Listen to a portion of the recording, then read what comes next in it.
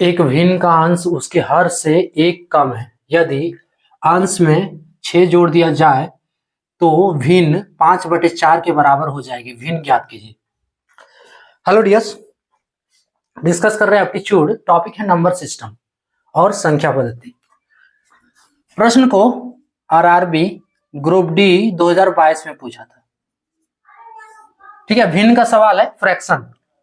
देखो क्या दिया है, एक भिन्न का अंश उसके हर से एक कम है। यदि अंश में 6 जोड़ दिया जाए तो भिन्न 5/4 के बराबर हो जाएगी। भिन्न याद कीजिए।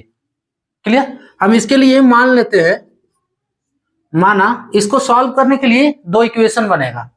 वो 2 इक्वेशन तैयार करोगे आपको भिन्न मिल जाएगा। देखो माना कि भिन्न इक्वल्स टू x/y। भिन्न यानी कि इसी फॉर्म में है, x/y के फॉर्म में रहेगा। अब देखो क्या दिया है, भिन्न का अंश, एक भिन्न का अंश उसके हर से एक कम है। अंश कौन वाला है? ऊपर वाला, जिसको इस x को कहते हैं अंश, ऊपर वाला वैल्यू नोमिनेटर, और नीचे वाला वैल्यू होता है हर, जिसको कहते हैं डिनोमिनेटर। क्लियर। अब बोल रहा है भिन्न का अंश उसके हर से एक कम है, यानी कि अंश x है, सो x बराबर प्रश्नानुसार लिख सकते हैं। यहां प्रश्नानुसार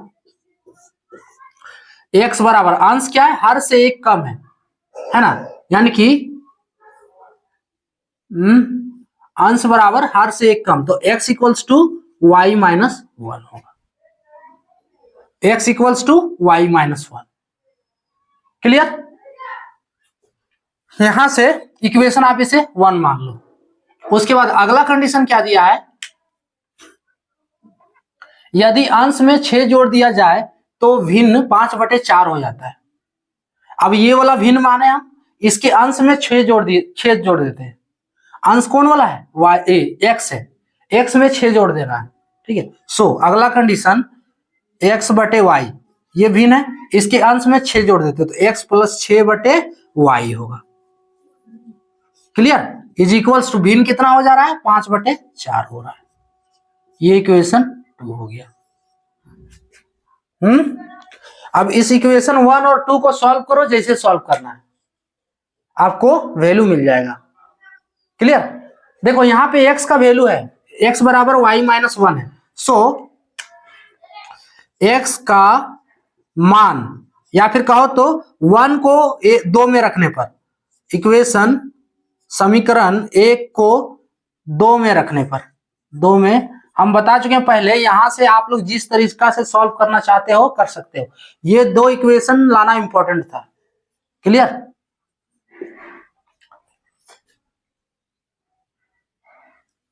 सो 1 को 2 में रखना, यानी x बराबर y माइनस 1 है। देखो x के जगह पे y माइनस 1, तो y माइनस 1 + 6/y बराबर 5/4।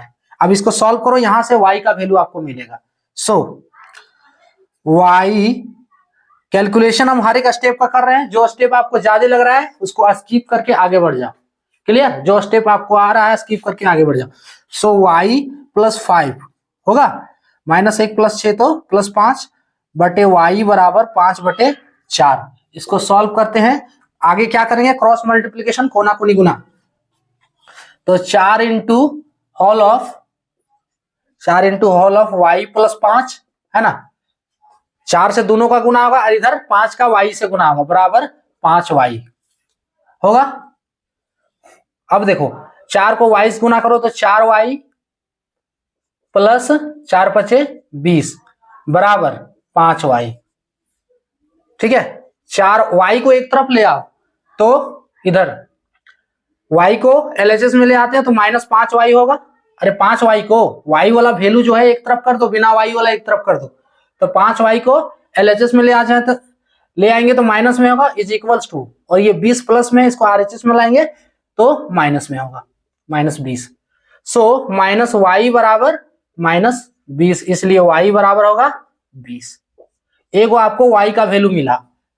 अब x का वैल्यू निकाल सकते हो, y का वैल्यू 20 डाल दो यहाँ पे समीकरण 1 से, यहां लिख लो समीकरण 1 से। x बराबर क्या होगा?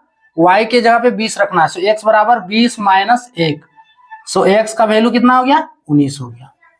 अब भिन्न जो हम माने थे x बटे वाई, इसलिए भिन्न इक्वल्स टू भिन्न जो माने थे x बटे वाई बराबर कितना होगा, x का वैल्यू 19 और y का वैल्यू 20।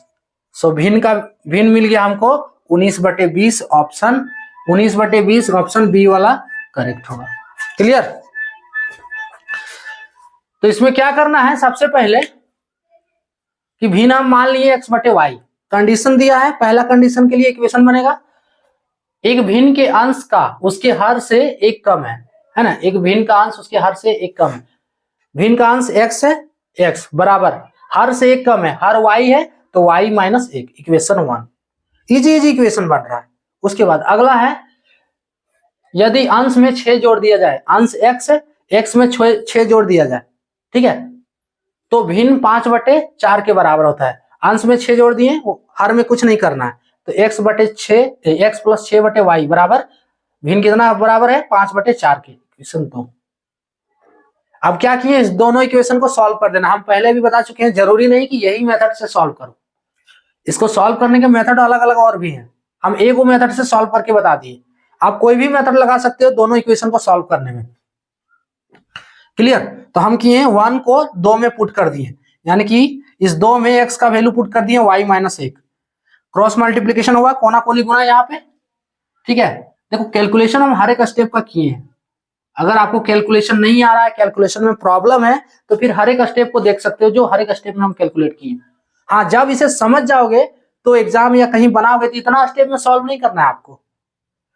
ये मानने वाला देखो, ये सब लैंग्वेज भी नहीं लिखना है, डायरेक्ट मानना है 2 इक्वेशन, और इस दोनों इक्वेशन को 2 स्टेप में आप आसानी से सॉल्व कर लोगे, ये पूरा कैलकुलेशन समझने के बाद।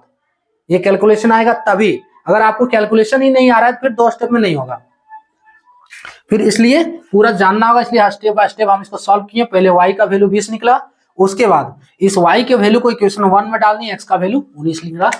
सो भिन्न बन गया 19/20 जो हम माने थे x बटे वाई को। क्लियर, ऑप्शन बी वाला करेक्ट होगा। तो ये था टॉपिक। जय